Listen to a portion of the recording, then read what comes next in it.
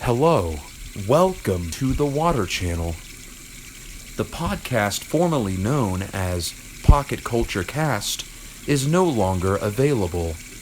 Instead, please enjoy today's episode, footage of water flowing from a bathroom sink. This continues for a full hour.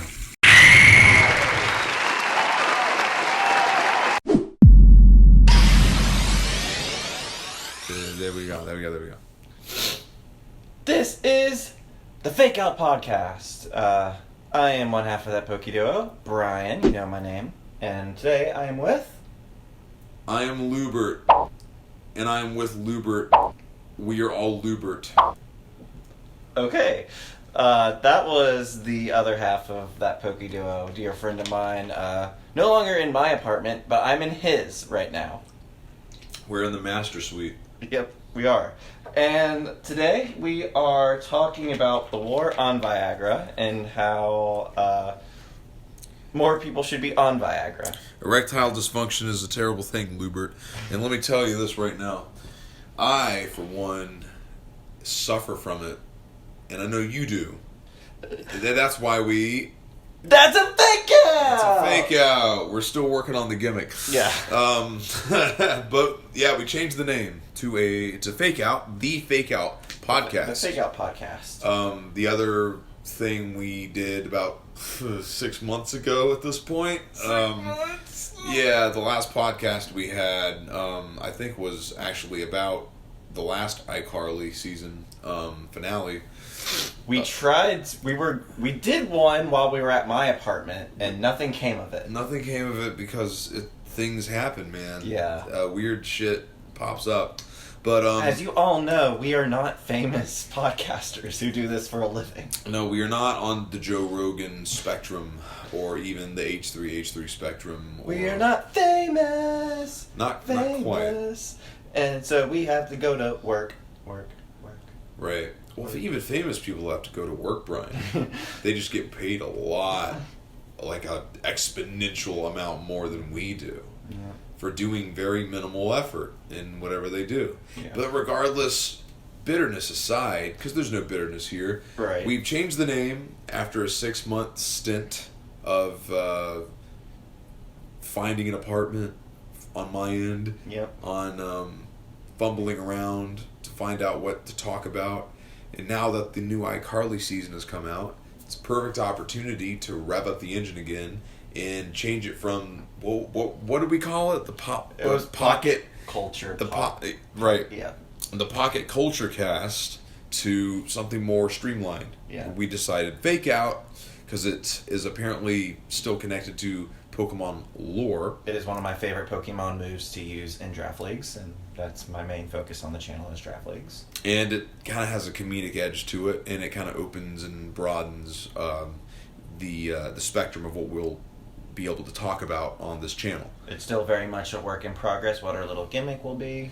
Sure, but we'll come at you with more updates in the future, more frequent updates, especially since we're going to be doing the 3 episode at a time podcast. I know all 5 of you really loved the 3 where we talked about 3 episodes at a time. Right. All 5 of you loved it. Three episodes of iCarly per podcast, and we will be somewhat consistent in our upload frequency. But as far as what we're going to be doing along with that is just more videos, more fun, a broader sense of content. Yes. Not just Pokemon related stuff, because obviously the podcast doesn't just include Pokemon stuff. It's always been other, topics, pop culture, movies, video games, TV shows. So this is actually kind of a more streamlined title that, leads into what this show really is, which is faking out.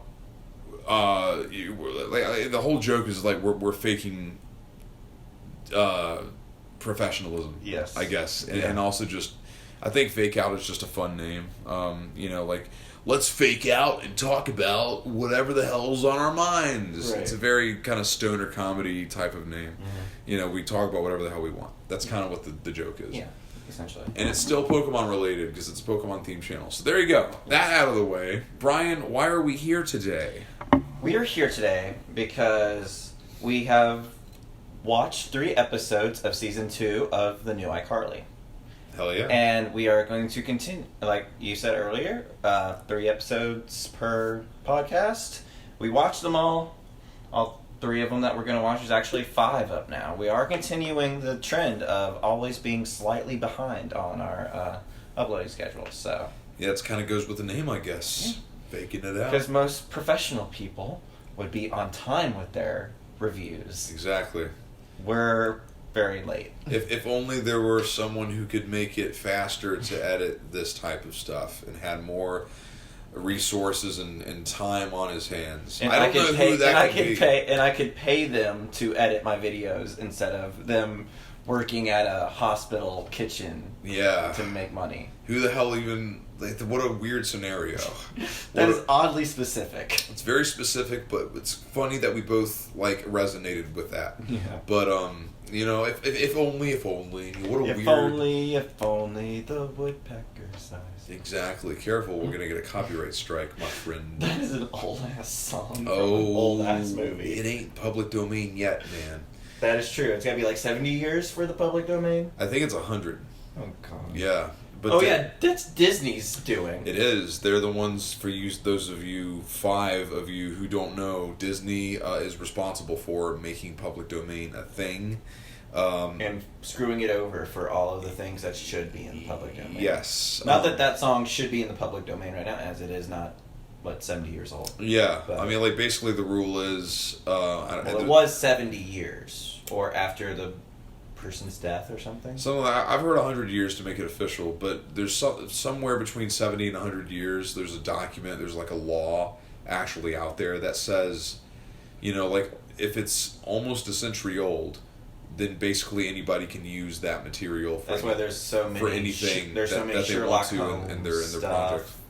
There's so many yeah, exactly. He's in the public domain, so anyone can use it. We can use him right now if we wanted to. Yeah. Well, that's why Frankenstein, the 1932 film, or 33 by was it I forgot the fucking director, but the Boris Karloff Frankenstein movie in the 1930s. That's why that's public domain. You could we could show that on our channel and not get flagged. Right. The whole movie, and it wouldn't be copyright striked or anything.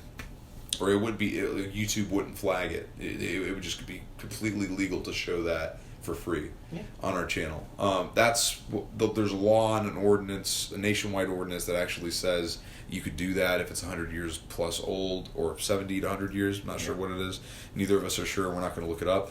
But that's an actual law. Because looking it up requires effort. It does, and we're faking it, man. We're faking it until we make it.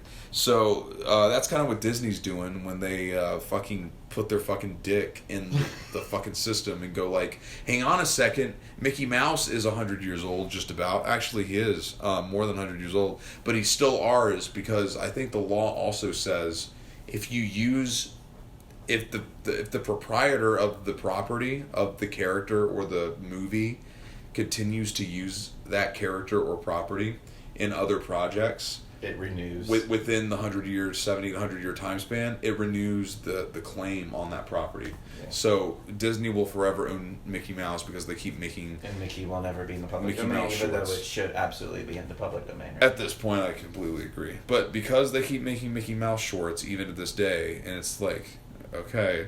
Eventually, their shorts will just be the joke that we're adding another 70 years to Mickey Mouse's time to be public domain. And everyone's, SpongeBob, it's going to be a thing with fucking SpongeBob, even though Viacom has raped SpongeBob into the grave at this point. SpongeBob is Viacom's Mickey Mouse. Yeah. Basically. Because what other show still gains traction with the younger generations to this day? That's why they keep making it over and over and over again, new episodes. It does. They're just raping Stephen Hillenburg. He's stirring in his grave, just But I think it's about time we start talking about iCarly, don't you think? I think we should go ahead and go into it, because we We're on a fucking time frame, man. Yeah, we got a time frame. Yeah, we got a little timer going on here. We're aiming to be around an hour and 15 minutes, and we've talked about not iCarly for 10 minutes. Right, well, this is the cold open. Yeah. But algorithmically, we want it to be long enough for the algorithm to pick up, and we also want it to be short enough so people can be interested and listen to the whole fucking thing. Right. So let's get into iCarly Reboot Season 2. Da, da, da. Episode 1. It was... What was it? I don't know the title, and we're going to look it up. I didn't bring my later. notebook, because I normally would have to write notes, but I didn't bring my notebook. I think it was I something. Yeah, it was definitely I something, but the thing of this episode was that Freddy's little app, or whatever, he was having a little... Well, there were multiple jokes in it, but they were really lame jokes. But one thing is, he had a startup party for his Kevin app for dogs. Okay. Right, which was mentioned in the last episode of the first season. Yes. So it was going back to that, and he was trying to have like this really adult-themed party because he's an adult now. And adults go to funerals, right? Is that what adults do? That's what Spencer believes they do. Yeah. Because So, Spencer's a man-child forever. Yeah, so Spencer threw a funeral for the Kevin app. Yeah, he didn't mean to do that. He just thought he would be serious instead of silly. And the showrunners, the writers of the show, thought it would be funny if, let's just make Spencer completely misunderstand it in the grossest degree possible. Yeah. And make it a funeral. So there was like a big poster with Freddy. Right. Yeah, like in very dark. Everyone was wearing dark clothing. There was a casket that had dog bones in it. It wasn't very funny. No. And that's what I'm gonna go ahead and say about this episode, in proximation, or in to generalize it. This was not a good episode at all. No. We both come to that consensus because we were having commentary through that episode, and our jokes Yeah. were funnier than that episode was. Yeah, we saw it twice because we had to rewatch it because we've been waiting for the third episode to air because we're going to do them in threes. And we've already seen the first two, so we rewatched the first two tonight before the third one. And rewatching this first one, it didn't get any funnier. Well, it did with our commentary just because we were on top. There was one moment in there. We were agreeing riffing. there was one moment. Was that the moment when Freddy kissed Pearl? Was that moment? It was a Spencer moment, I believe. Yeah, it was a Spencer. I believe it's when he almost perfectly pulled a tablecloth from underneath of several thousand wine glasses, which he almost pulled it off. Jerry Trainer almost pulled it off, but not, alas, not quite a Jim Carrey, because Jim Carrey's actually been able to do that in the movie The Grinch. He's actually fucking pulled that shit off. It wasn't even a special effect, apparently. That episode kind of felt more just like a continuation of the season 1 finale, because they brought the other love triangle of Bo, what's his face, and Carly. Yeah, Wes. Wes. Bo, Wes, and Carly. There's a love triangle there. The most boring boyfriends you could ever put in a sitcom. Yeah, and so they got together. They did this little. They had a channel called the Woe Bros. I think that's probably what it was. The Woe Bros. But it was spelled W-E-A-U. like Bo, like a portmanteau of woe of what? Of Bo. Of Bo and Wes. Exactly. Yeah. I mean, yeah, horrible. And they called Carly the Ice Queen, and they used a meme from the first season where she was like, or something like that. I tried to make a face and I probably didn't make it correctly, but they like froze it up Frozen style with like all the things and called her the Ice Queen. So fans would send her ice. Yeah, and it would melt, and they'd be like, the joke was, "Oh, why do they send us ice? It just melts." Blah blah blah. And I agree with what you're saying. Like, it felt like a continuation of that finale from season 1. But I mean, I would almost preface it as it felt like an add-on to that episode, to the finale. It's like if there was an episode 10.5. Yeah, there was like an epilogue that went on for 30 minutes or 22 minutes in this case. That's what this felt like, because it almost didn't feel like an opening to me. It felt more like, okay, well, you guys like these boring boyfriends that she's feuding with in the season finale of season 1. Yeah, that's how we're going to open up this season, because that was the least interesting thing about last season, was her relationship, her love triangle. Yeah. And I believe I said it while we were watching.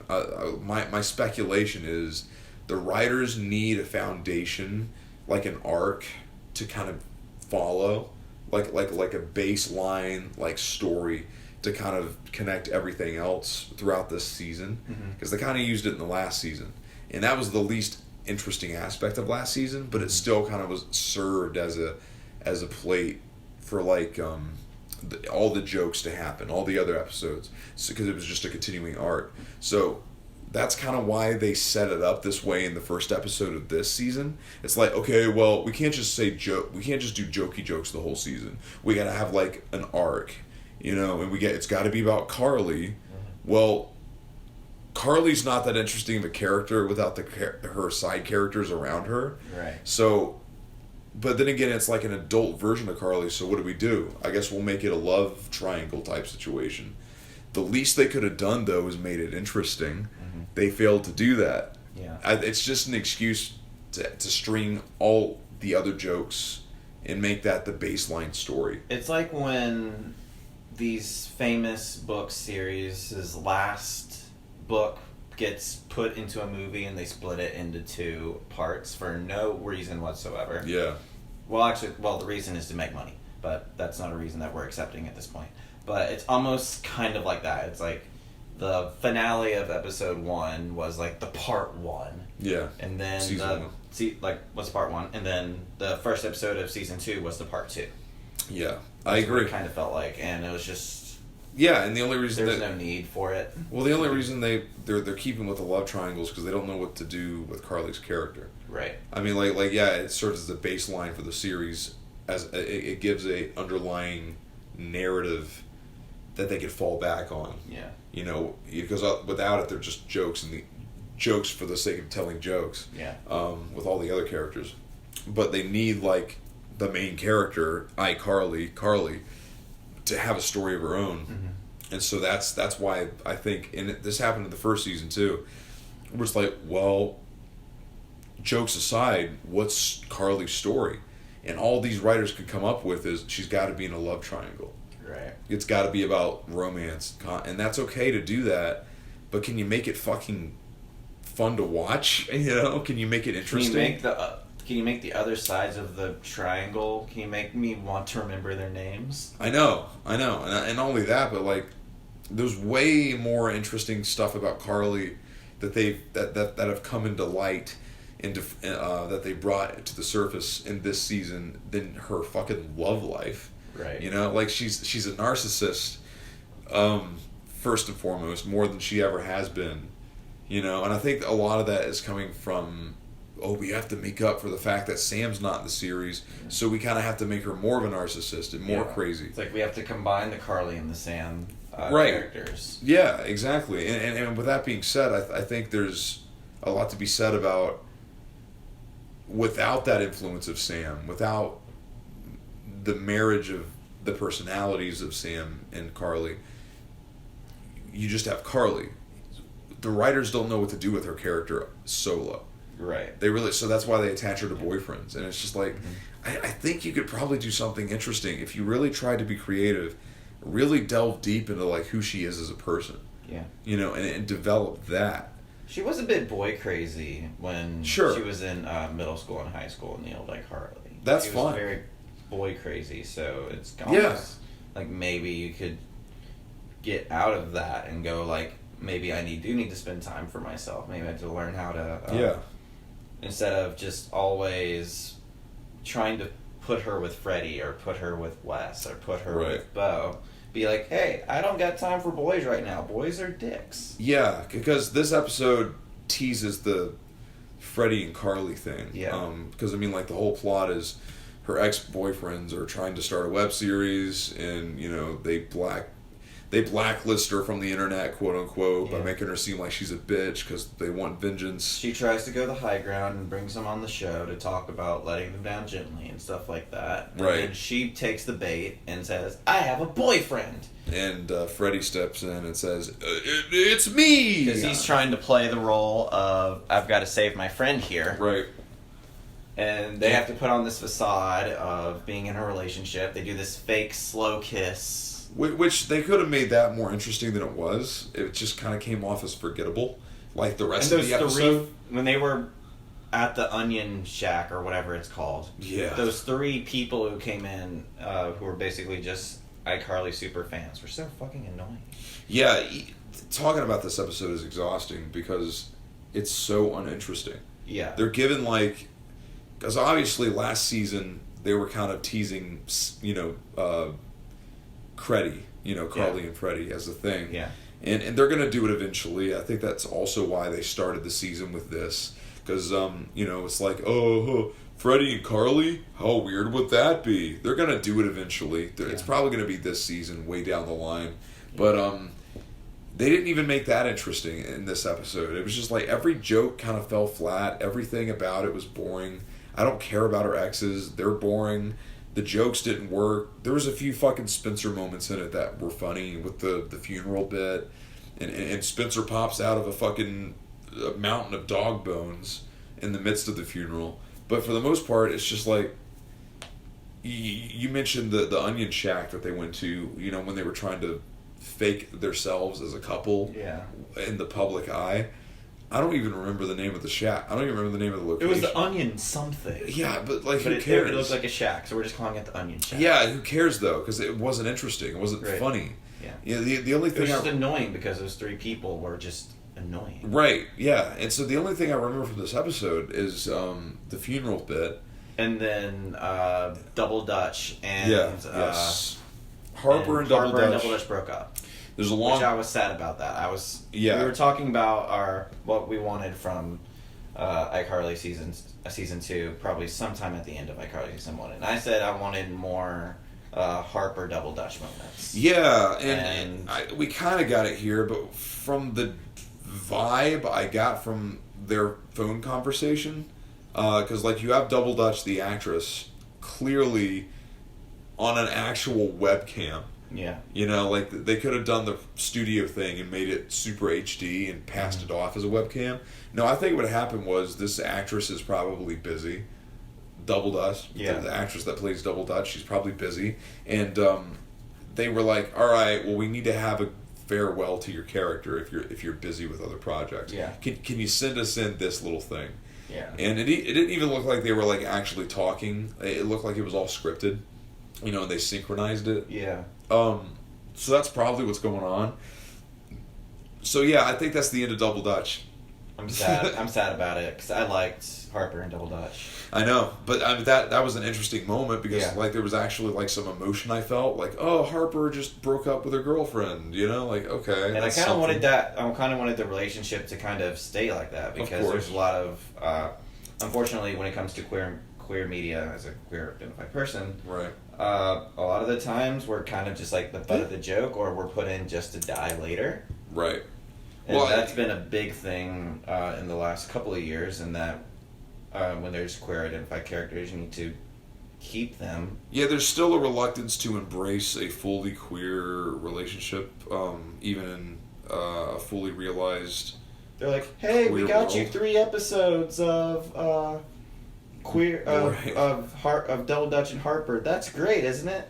Yeah. No. Can we get it longer? Can it be elongated to multiple seasons? Right. They don't have to end up marrying at the end of the show, but there seems to be a reluctance with a lot of the actors coming back to iCarly in general. Yeah. So I wouldn't be surprised if this actress said, "Okay, yeah, I'm not going to do a second season of this. They got enough from me." Yeah. I don't think it was a queer... I mean, I could be wrong. I'll look into it later, but I don't think it was a queer avoidance type thing. Yeah. It's speculation at this point. Sure. It's all speculation. It very much could be that the actress just jumped ship. Like she could have just jumped ship because people change actors quit their positions and they have to be recast mid-season or if they're not into the project. And a lot of actors that come into the show, not just old but new, really aren't into the iCarly reboot. Yeah. And I get it. It's very niche. It's a very niche show. But I don't know. I'm with you. It's like, well, that was kind of a bit of juice that the show benefited from, and that's gone. Okay, cool, but God bless. It was a cool moment. Interesting, weirdly placed breakup scene in the midst of a very bland episode. Because otherwise, this episode is very bland. Yeah. I really don't have much else to say about it other than I can't even remember how it ended. A lame joke with a vacuum cleaner. Oh yeah, they broke up. And then everyone sent them vacuum cleaners because Carly sucks. And we were just going like, dude, you just benefited her by giving her a really awesome vacuum to clean her apartment. You basically and then you gave her extra ones so she can just sell them and she can make a profit on them. Like $200 a pop on Craigslist or fucking OfferUp easily. Like OfferUp, whatever the app they have in that world, right? In replacement of OfferUp. Yeah, but I mean, whatever. The Pearspace Marketplace. Lame, right? Pearspace Marketplace. And other than that, Spencer did his wacky shit, and Freddie got with another girl who has not returned, has not showed up ever since, and the whole facade of Carly being with Freddie has totally been dissolved. So really, because Freddie kissed Pearl and. Everyone on the internet hated Pearl. Yeah. Because they were cruddy shippers. Yeah, exactly. Pearl is a random character that just showed up out of nowhere. An innocent bystander who had a crush on Freddie. That's really all she was. Yeah. I don't even remember what she did, and I don't even know who she is. Right. Other than her face, her forgettable fucking face. But in the story, or to cap it off, unless you have anything else, I will say that this might be the worst out of the whole series. Yeah. So far, it might be the worst. Really, really bad start. I wouldn't disagree. But they make up for it. In iCarly's fairness, they really make up for it in 2 and 3. They make up for it big time in the second one. Yeah. Because of one major factor. Lubert. Fucking Lubert, man. And this episode, it had a lot of not recurring characters, but characters from the old show that made an impact. Yeah. Coming back. They weren't just these one-off people who... Yeah. They weren't just like cameos for the sake of visual. Like, they didn't just show up. There was actually like a bit connected to each character. Because Gibby's brother. A younger brother. Like, the actual actor that played Gibby's younger brother, Guppy, shows up. Yeah. And there's a whole comedy bit with him.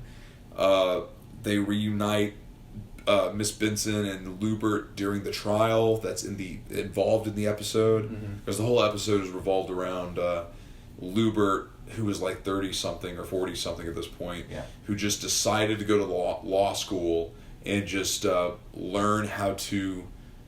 He went to law school longer than Spencer did. Well, I could go longer. I could go to law school longer than Spencer did. 72 hours. But he was trying to take vengeance on the iCarly gang for all his years of grievance that they put upon him, which honestly, with their show.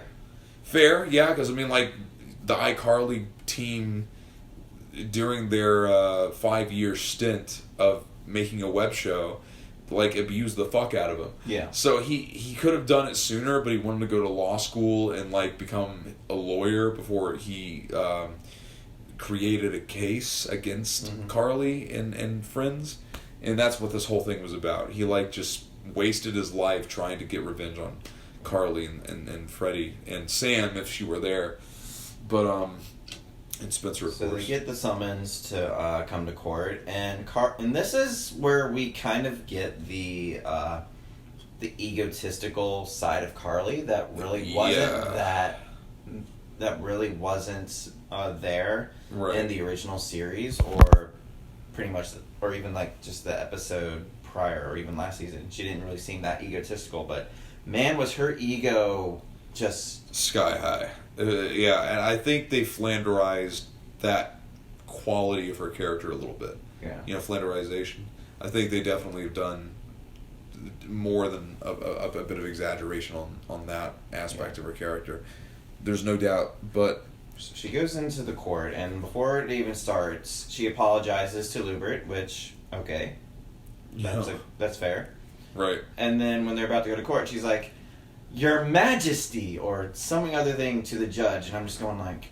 Keeps calling the judge, like, super flowery names. Yeah, that aren't what you're actually supposed to be calling the judge. Right. Like hyperbolic,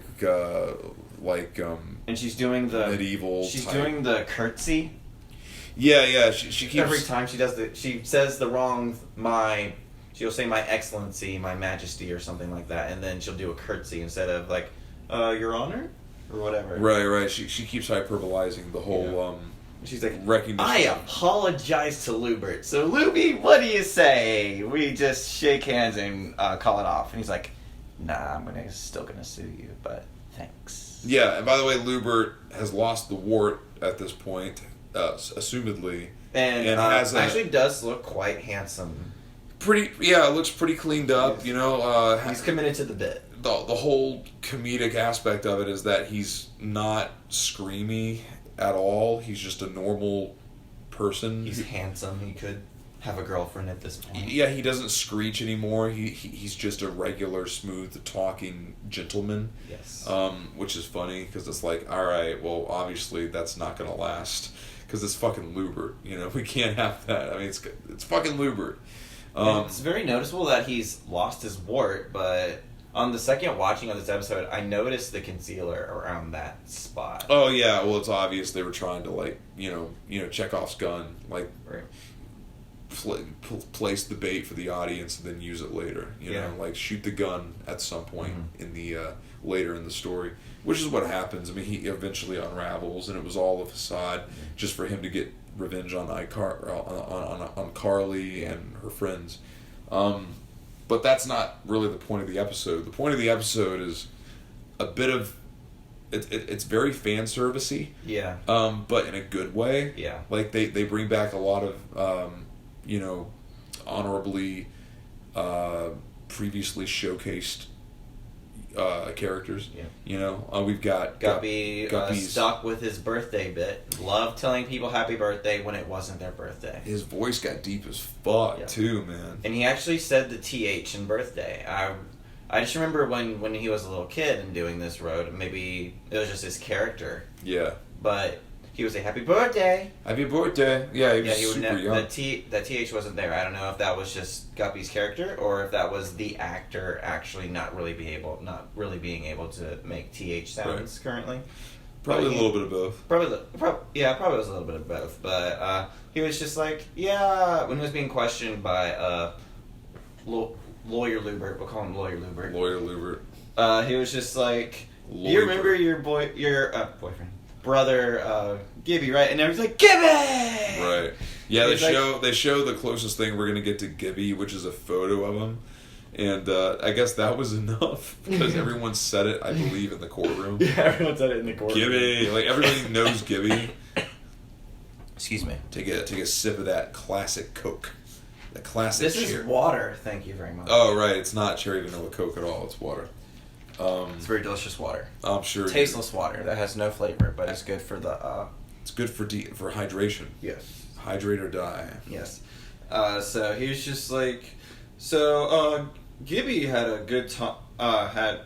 Didn't really like doing what he was doing with iCarly, and then he was like, well, most of the time he actually liked it. He's like, most of the time he's like, to be honest, I just like saying happy birthday. Is anyone's birthday? And then the whatever that lady, the person who I know, the one that types out all she just kind of raises her hand and goes like, happy birthday. Right. Happy birthday. She smiles at the transcript lady. Yeah. The stenographer, I think that's the name of the job. I actually think you nailed it on that. I think that is it. Yeah. Yeah, the one that transcripts the entire dialogue of every single person in the courtroom. Yeah. Yeah, that was fun. Chuck came back. Chuck, the kid that antagonized Spencer with the non-water gun, and blew him up several times. And then when he was on the stands, they essentially swapped places in his memory of everything that happened. Like, so everything that Chuck did to Spencer, he just swapped it. Yeah, and he said that Spencer did to him. Yeah, he's a classic psychopath. I mean, like, clearly. And I'm glad they kept him the same way. Mm-hmm. Because Chuck is one of my favorite tertiary characters of the previous series. He's not really an antagonist to the show, but he's just kind of like that little prankster kid. Yeah, right. That keeps showing up to torture Spencer out of nowhere. Because he lasts, like, for 4 seasons. Yeah, he always has episodes. Yeah, in the original series, he kept coming up, like, not frequently, but like it was enough that he was a recurring character. Yeah, it was occasionally to the point that when he did show up, it was like an event. Because I love Spencer antics.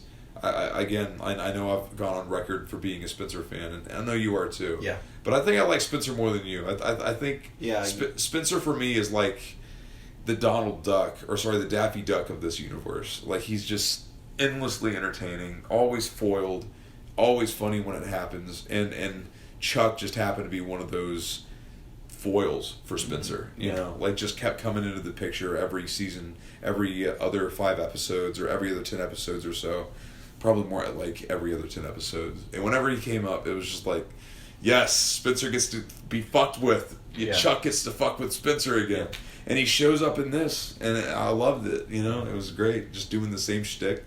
I forgot what he really... Yeah, you're right. He just kind of accused him of... he accused Spencer of all the shit that he did to him when he was, like, much younger. It was very funny. Which is weird because you're supposed to tell the truth in a trial like this, but... Not if you're a psychopath like Chuck. But also, they never... I know this isn't, like, an actual, like, court thing, but usually there'd be, like... There's never reminding that you're under oath or anything. There's no, like... Right. They never took an oath to swear the whole truth, and then no one's like, I remind you that you're under oath, so they could all just lie. Yeah, I mean, and you wouldn't have your wacky shenanigans play out if you had that. I mean... So if Legal Eagle responded to this one and be like, I'm going to respond to iCarly Season 2 because this is a law-based one, and he's just going like... Did he really? No, he's not going to do that. But if he would. It'd be funny if he did. He did the SpongeBob one. There you go. So he could do this. It's good. I'll get in touch with Legal Eagle, and I'll see if he'll watch this. Shout out to Legal Eagle. Good fucking channel. Very good channel. Love the channel. But anyway, where are we? Yes. So another thing, another appearance. Well, this isn't her first appearance in the new iCarly. It was Freddie's mom came in this one again. And right. Miss Benson. At first they were like, "Oh yeah, I'm gonna really school Lubert," and then she just immediately gets swooned by him, and they start making out like straight out. Straight up making out. And the not only does the judge literally say, "I'm kind of into this," yeah. but it was giving me the Ted Bundy vibes, because at the end of his trial, when he was getting charged with 34 murders or whatever, right, he proposes to his girlfriend or captive at the time. I don't know what you would call her, but sexual interest. Yeah. And they were like, because we're in a law court, this is official, and it gave me that kind of vibes that he knew that it was a lost cause anyway, so he's just going to try to make a grand scheme out of it, and right. That just gave me that kind of vibes. Absolutely, and they, of course they did the thing where you pretend you're caught by a fish, and I was just sort of cringy and the whole Indiana Jones like roper toward the man type thing, where he like spins an invisible lasso and ropes her. Or no, she ropes him. Yeah, she ropes him. Yeah. And permission to make out with the subject or right. And he's like, permission granted. I'm like, oh Lord. And of course, Spencer has plenty of shenanigans, like plenty of moments where he just acts out. There's one moment where he essentially gets put in contempt of court and gets removed. Well, of course. And gets removed as Carly's lawyer. Yeah, well, he's like a false representative. Like, he's falsely representing his own sister because he's not actually a lawyer. He gets in a fight with Chuck, which leads to him getting booted from the court. But his only credentials is that he went to law school for 72 hours. Yeah. That's it. I love that. I love that. She has to represent herself, and she has never heard of this before. Carly has never heard of someone representing themselves in court. Right. And just like, Lord, iCarly. Yeah. Oh, fuck yeah, man. Something. Everyone has a right to represent themselves. Right. No, I yeah. It's the whole Carly Shay, Spencer Shay dynamic in this is great. You know, like Spencer even at one point brilliantly imitates Lubert, like classic Lubert, which was great. And then Lubert finally, you know, the facade is ruined. Yeah. Because Carly says thank you. Right, and he wasn't expecting the kindness like that, so he wanted to see her suffer a little bit more, so he just breaks free of the facade and just goes back to classic Lubert. Yeah. He jumps into the judge's little stand thing. Yeah, the stand. And the hair immediately gets all crazy and wacky. The wart comes back, the makeup comes yelling, the screeching.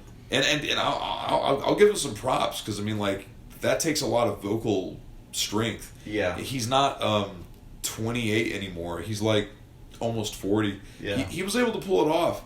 That actor, he was able to pull off. He's got range. Yeah, he was able to pull off the screech to a degree. As I've gotten older, like, my voice can't go as high in some instances. Yeah. Dude, same. I mean, like, it's just natural. It just happens. My voice is already generally a higher voice than usual, but there's still some really high pitches that if I try to hit it, I can't. Nothing. No word. Nothing sound. No sound comes out. Right. Yeah, you can't do it like you used to. Right. I'm the same way. But he just completely. No, he still hit that little high screen. He did. It was impressive, and I like that. It's almost like he didn't miss a beat. I was very, very kind of impressed, and I was like, "Yay, Lubert! Fuck yeah, Lubert's back!" And then he runs out of the building, and then that was kind of how the episode ended. Yeah, Carly thinks that because Lubert freaked out, that she could just call it a day, basically. And the case never happened. The judge is like, "That's not how court works." No. So he gets to keep my web show.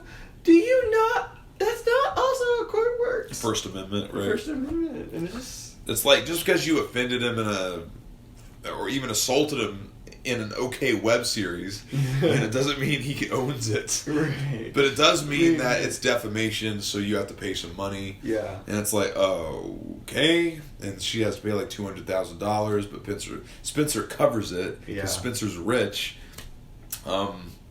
And there's even a joke about that where, like, I wanted to have that animatronic giraffe who could, like, pre-chew my food for me. Yeah. But fuck it, I'm going to buy it anyway. I'm rich as fuck, guys. Yeah. Or something like that. Yeah, that was... Great moment. Yeah, it was a fantastic episode. Loved the... nostalgia bomb. I think all of these, there should be a lot... Not every episode needs to have a nostalgia bomb. Sure, I agree. There should be room for other growth, for other new characters, and there is. Yeah. But this was a perfectly placed... This is what I wanted with the Neville episode. Mm-hmm. And I you could look back, the 5 of you that watched this, you can go back to whatever episode of the podcast we talked about that. Probably 2, I think. Probably the second one. If I'm... Yeah, 2 or 3, probably more 2. Yeah. You go back to that episode of the podcast, and I'm on record for saying I liked the Neville episode in the iCarly season 1 reboot, but it could have been more. Yeah. I thought this reached the heights that one didn't. Mm-hmm. I got Lubert, classic Lubert in that one. It was unique. It was fan service, but in a way that was new. And expanded upon older characters. And everything was there. It was funny episode. Spencer had a lot of fucking room to do a lot of Spencer shit. Spencer Shay shit. Yep. More power. And We didn't even talk about the B plot, which is basically, I'm going to summarize it right here. Harper and Millicent try to bond, and Harper doesn't like it because Millicent's too young, and Millicent is trying to be very adult. Yeah, and it ends with, they're at a fucking restaurant, and Millicent dine and dash, and they can't walk in heels because it's Millicent and her friend. Right, but I've also forgotten. Harper basically discards Millicent in a mean-spirited way by saying, you're not an adult, you can't pay for the meal, bye. That's how it ends. Mm-hmm. B-plot doesn't matter in this one. Moving on. Yeah. Seriously, it doesn't fucking matter. I don't even want to mention it. Yeah. But yeah, that was episode 2. That was episode 2. And now, as much as we enjoyed that one, I think the best one is the one coming up. Yeah, it was... So they're doing the very popular drinking game, Never Have I Ever. Right. And Carly is very sober. Right. Because she gets insecure, thinks she's the boring friend. Which is crazy. The bitch has been to space. You're not boring. She's been to space. Yes.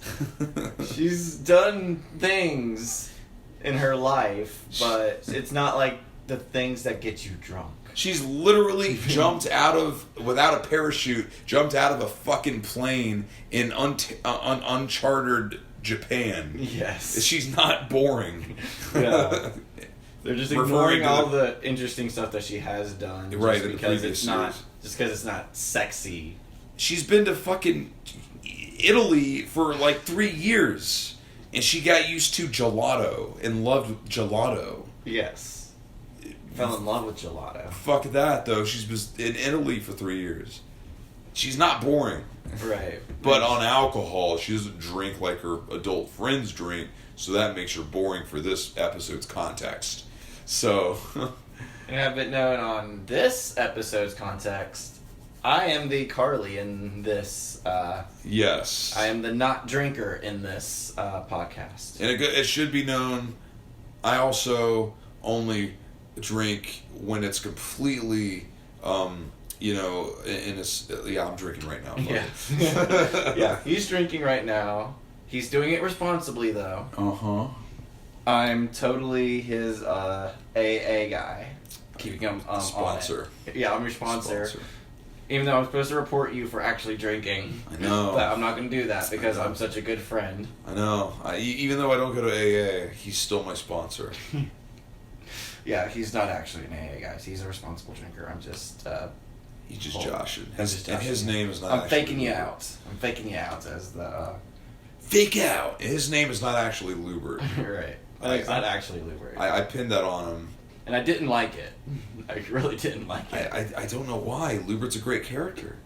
Why would you not like Lubert? Because I like my name. I like Bryan. It's a good name. What if I called you Spincy?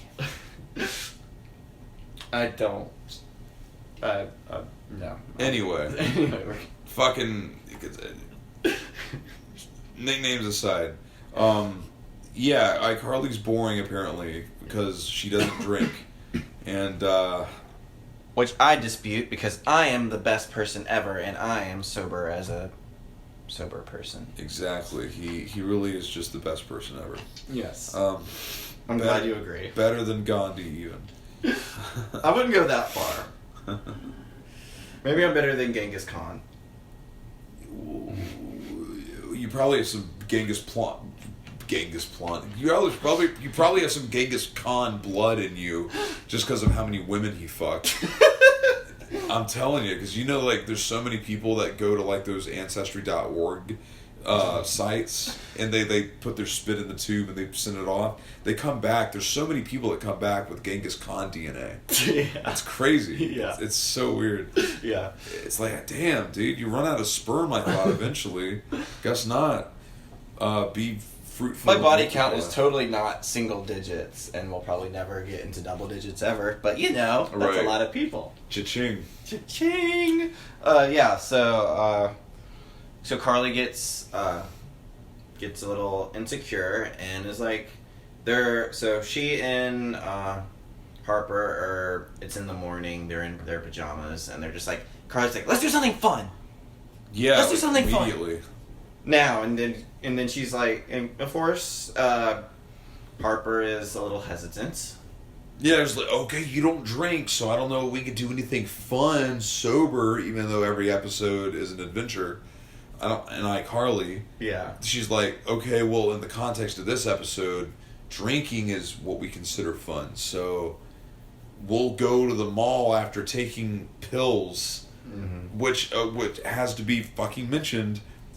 The word drugs is now in the vernacular of, like, it's in the lexicon of the iCarly universe. We've got penis, we've got drugs, We got bitch, we've got non-binary, bitch, yep, bitch is there, jackass is there, right? And all those words. And that, I didn't know they'd actually go pill popping drugs. Yeah, I mean, they say it a lot in this episode. This is an adult iCarly. And It really is, man. I'm just surprised. I mean, like, they say it a lot in this episode, and I was like, cool, man.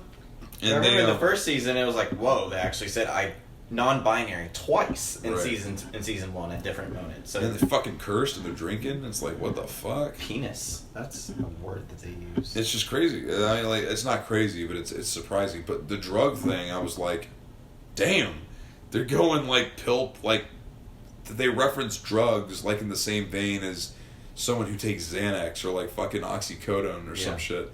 And Harper basically gives Carly a placebo pill. Yeah, it's not real, but like, we didn't know that at the time. Right. Like, we thought they were getting high off fucking, legal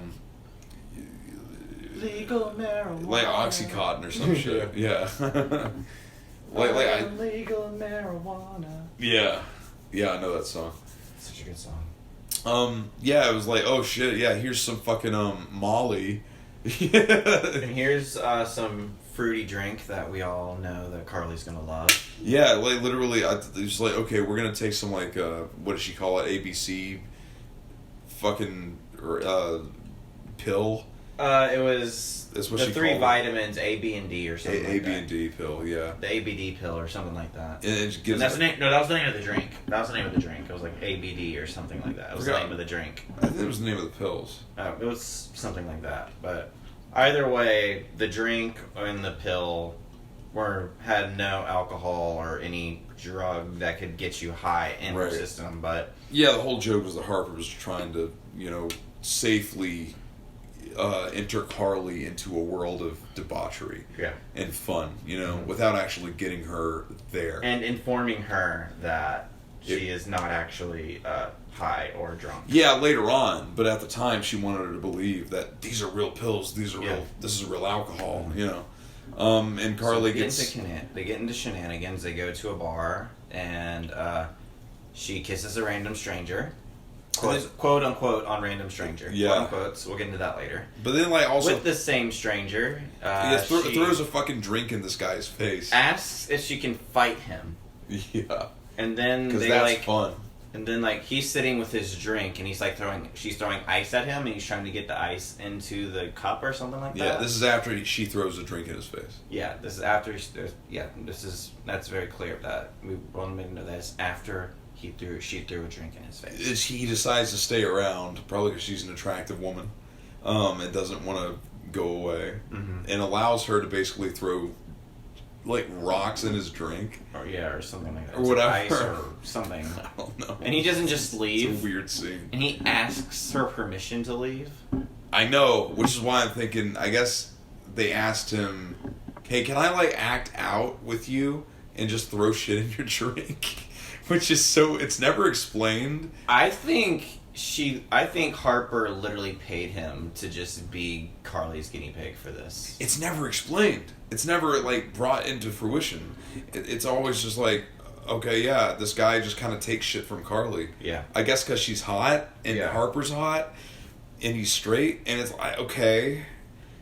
So it's never explained. And then at one point, there's a tattoo parlor in this coffee bar. This bar. That's a weird place. Well, I think it's like a mall. It's like a mall. It is a mall. Yeah, because there's a mall cop, Paul Blart. Yeah. Paul Blart shows up. Yeah, and skinny Paul Blart. So she gets a tattoo of a bunny on her ankle that has a knife in its mouth. and is holding 2 guns. Right. And it's... That's edgy for Carly. Yeah, it's very edgy, because originally she can't even draw a bunny, but now she wants a bunny on her ankle. With knives and guns. Yes. And it she thinks it's a real good. She thinks it's a real tattoo. Albeit, it actually looks pretty good. Yeah. I wouldn't mind... I may not... Like, if I was drunk enough, I might actually get that on my fucking ankle. Okay. It doesn't look that bad. I don't know if the showrunners wanted us to believe, oh, this looks cringy. It looked kind of good. It was good art. But for Carly, it's like, oh, this is out of her comfort zone. It's out of Carly's comfort zone. So she thinks she's drunk and high still, so she goes with it. And then she literally jumps into a fucking fountain in the middle of the mall, which is the least interesting thing she has done within the context of this show. But in the context of, a 27, 28 plus year old getting into a fountain with a similarly aged girlfriend of hers while drunk, that's insane. Yeah, yeah, whatever. In that context, I guess it's insane. They get sent to mall jail by Paul Barton, the ball cop. Yeah, Paul Blart. Yeah, Paul Blart, the ball cop, catches them in the fountain.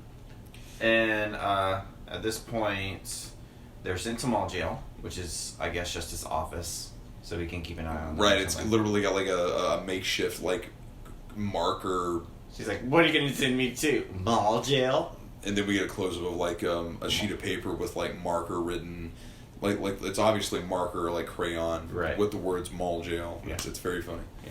Yeah. And she takes a breathalyzer because she believes and he believes that she's drunk, and which is now in the iCarly lexicon a fucking breathalyzer. Yeah. Which is funny. And what do you know? 0.0. Yeah. She's sober as sober person. Yeah. Yeah, it was all fake. Yeah, it was basically a placebo effect from Harper's end to make Carly think that she's fun, which she is, and that's kind of also messed up. Right. Well, I mean, yeah, it is, and that's what I want to talk about. It's like this whole episode is alluding to the fact that Carly doesn't have fun, that she's boring. But it's all attached to the fact that within the realm of drugs and alcohol, she's got nothing. You know, she's a blank slate. You know, she's not one to act out on drugs or booze. And it's like, but you still can't call her boring. Right. And they do mention this at the very end of the episode, and it does kind of redeem a lot of that kind of nonsense. But at the same time, she's still, like, kind of considered boring. And it's like, bitch, you have literally, like, sung on stage in front of thousands of people before, multiple times. Yeah. Like in the last series that you were a part of. Like, you're not fucking boring. Yeah, you were in a contest to see if you could do a podcast from space. I know, and you've been to space. Yeah. She was literally, or like, didn't they actually go to space? No, she had a panic attack. Doesn't matter, they were still in NASA. Yeah. It's like, you know what I mean? In training to do a podcast from space. You know, like I said, you jumped out of a fucking plane without a parachute. You jumped out, without a parachute because... the flame was malfunctioning or whatever. No, like, they weren't going to Japan, they were going over Japan. Oh yeah, it was like an unlicensed trip, right? Yeah. Exactly. Yeah, not boring. Yeah. Look at your brother. That Spencer alone proves that you're not boring. Right. You know? You've literally met an angel. Angels exist. You've met You one. randomly started a podcast for the heck of it. I know. And got, like, 30-some thousand views on the first try. Yeah. Was it a podcast? It was, well, this is all essentially a podcast, right? Oh, you mean the show? Yeah, the show. Like, I'm gonna call it a podcast. You started a web show. You started a web show. And you got like millions of followers like in fucking a year. Yeah. Less than that. Yeah. It's ridiculous. You're not fucking boring. But I do kind of understand because as someone who doesn't drink, I guess I just have kind of the feeling that a lot of other people don't feel like they can have fun without drinking. Sure, that is a stigma. And it's something that's always been perpetuated by youth culture, even to this day. Youth culture is even more, pragmatized within that kind of stigma. But as far as I love doing karaoke. Yeah, and everyone's just like, sober. "Oh, I have to be drunk doing karaoke." I'm just like, right. The whole cliche of you have to get fucked up to have any kind of fun, to have weird events happen. To you to go out and act out. You have to be drinking something or be high. Yeah. I think that's what this episode was picking at. Obviously, that's what it was picking at. Yeah. It's not subtle at all with it. Right. But I mean, we see. I think the more important aspect, just relating to the show itself, is bringing up the fact that something we mentioned in the last episode, Carly's ego is on display here more than ever. Mm-hmm. And because she thinks she's on alcohol and drugs, which she keeps saying over and over and over again, even though she's not, which is crazy for iCarly. She keeps going into these places that old Carly would never have gone into, right? And a lot of that, I think, has to do with the writing, the flanderization of the egotistical aspect of her character, and we've mentioned it already with the last episode, but I think this is them attempting Carly, the writers.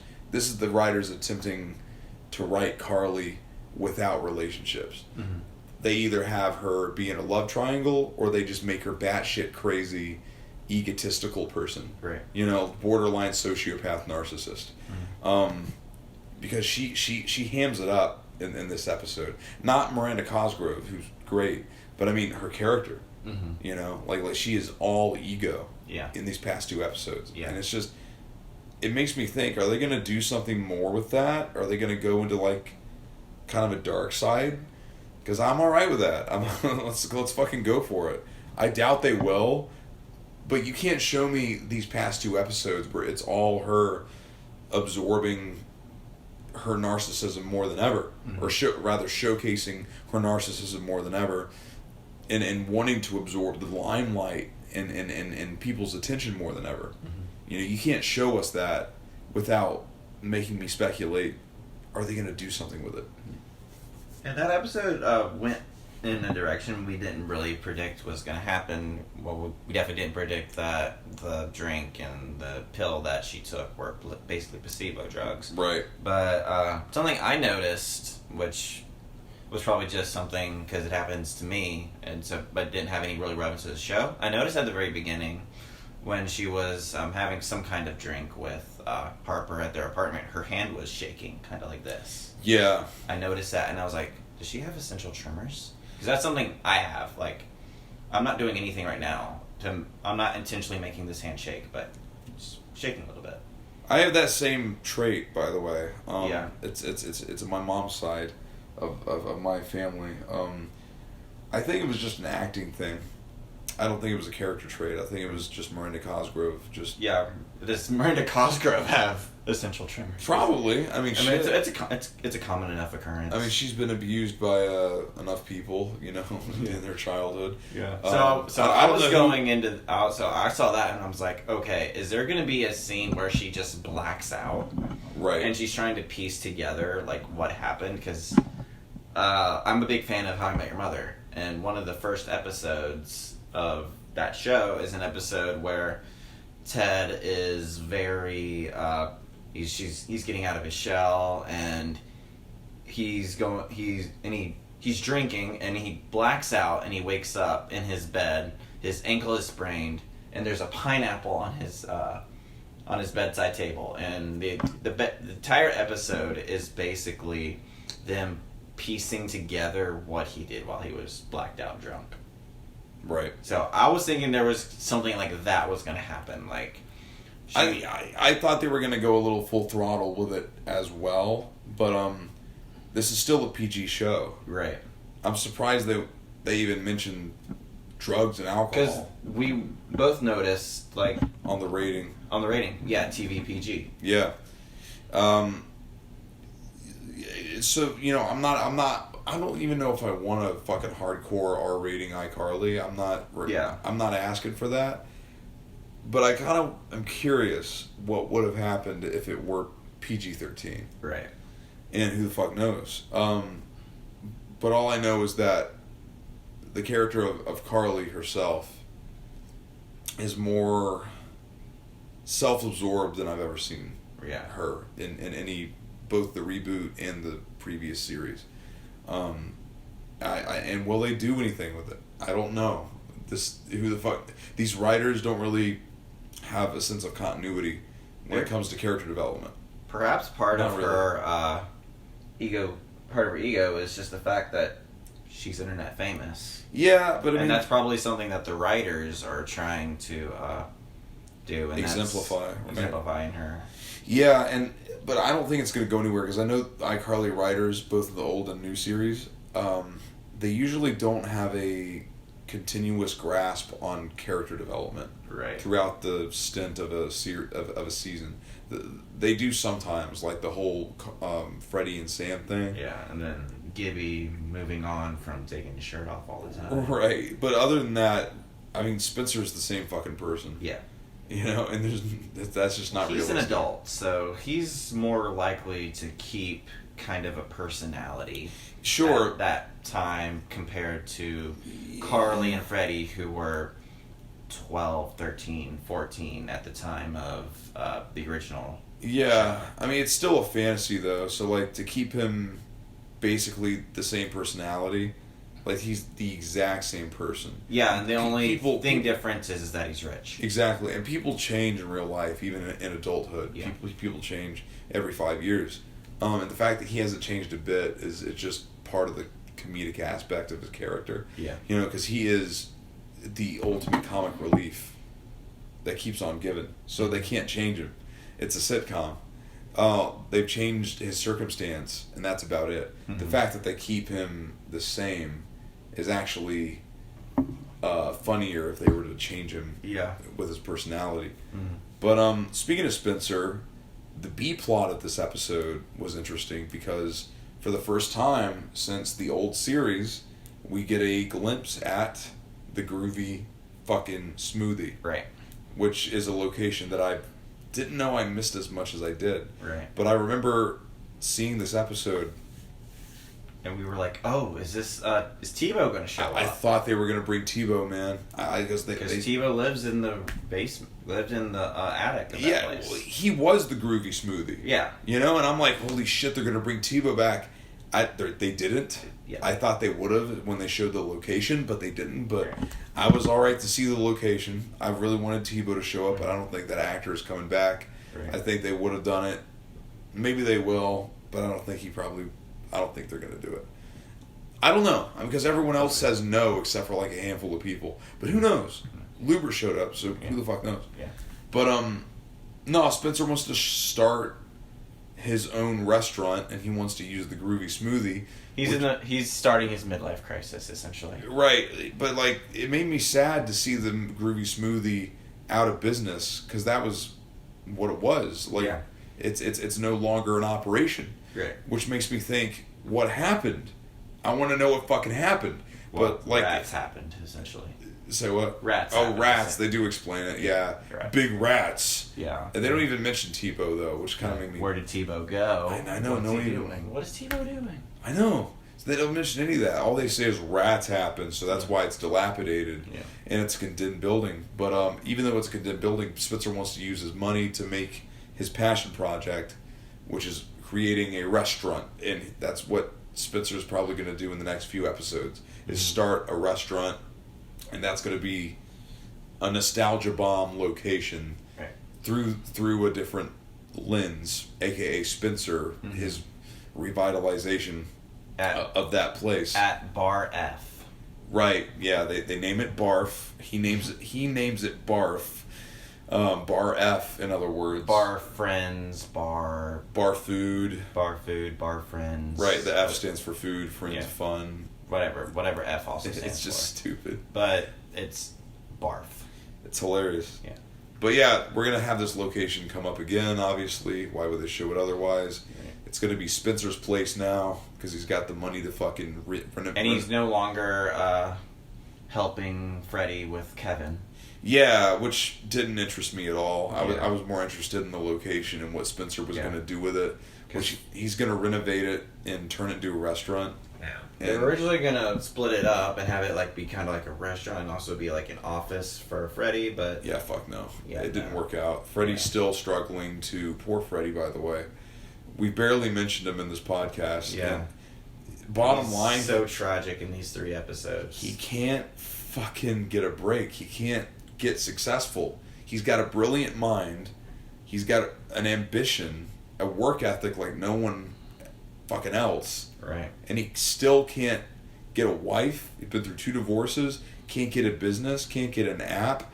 It's like, I hope they get him something. Yeah. You know, if Spencer can get rich, fucking Freddy should be able to a million times.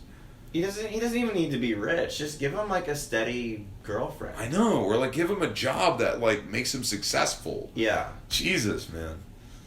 Like if you're not gonna if we're gonna run Creddy into the ground. Right. Which this appears to be the pace that we're going at. Creddy's gonna be run into the ground at some point. Right. Oh, yeah. It's gonna be brought up and then it's gonna be a thing. Yeah. And it's gonna either hurt Freddy a lot more than he's already hurting now, or they'll keep it, or they'll just keep that relationship. And it's just like, I could see it at this point. I don't know if this is a hot take, but is Creddy the end goal here? I don't think it's the end goal, but I think it's something a lot of fans are pining for. Right. And at this point, they might as well just do it for at least a few episodes, like they did with Sam and Freddy. But I mean, like, end of the day, I like the B plot in this more than the other 2 episodes. Yeah. Spencer was funny as shit. The Groovy Smoothie was in there. What else is there to like? Yeah. You know, what's there to dislike? Right. And Carly was living it up like she never has, even though she's not boring. Mm-hmm. She was contextually, officially in universe not boring. Right. By jumping into a fountain and getting arrested. So, adult shit. By Paul Blart and Mall Cop. Yeah, Paul fucking Blart. Paul Blart. Sorry, I've never actually seen that movie. So. No, I haven't either. I just know that that's a famous, Mall Cop movie. Yeah. But, all in all, yeah, I think I like this one the most. I like the second episode of this season the most. I still kind of had to warm up to episode 3. Sure, but I think this is the better one, the best written. Yeah. Out of all of them, it's the most complete, to me. Mm-hmm. The second one is really just kind of just fun. Yeah. It's got the fan service, it's got the energy. It reminded me of classic iCarly. Yeah. But I think as far as new iCarly, the third one is the best so far. Yeah. So you get a ding, number 3. A good ding, not a bad ding. Number 2 also gets a ding. Number 1 gets a... I could lobotomize that if it were a person. Because that's what it reminded me of. Yeah. A lobotomy. Jesus. So at this point, there have been actually 5 episodes of iCarly, but we're not going to watch those 2 for another week. Yeah, we'll let a week go by and then we'll catch up. Then that'll be the episode 6, and then I guess that's when we'll start watching episodes. We'll watch episodes 4 through 6. Yeah. Do a similar thing. That should probably happen in a week or so. Yeah, we'll be more consistent with it. My schedule's more freed up. I'm able to do it now. And we have other videos coming your way. We have a tasting? Is that video coming up soon? It is coming up soon. I'm officially fucking moved into my new place. So that is going to come up within the week. Because as soon as they upload this episode, which has to be uploaded this week, mm-hmm. I'm going to be uploading that, which will be for you, exclusive viewers that pay Bryan on Patreon, which he just fucking made. When I mention this, it'll be for an exclusive viewed audience for the people that pledge $5 or more. That's what we call a fake out! Fakeout! Yeah, I have 57 subscribers. I don't have a Patreon. Well, the only thing left to do is, do our famous outro. Well, I mean, Bryan, I'm a little shy to say it, but, we should do it. You know what I'm thinking? A little bit In of the show? Nah, man. I'm thinking. All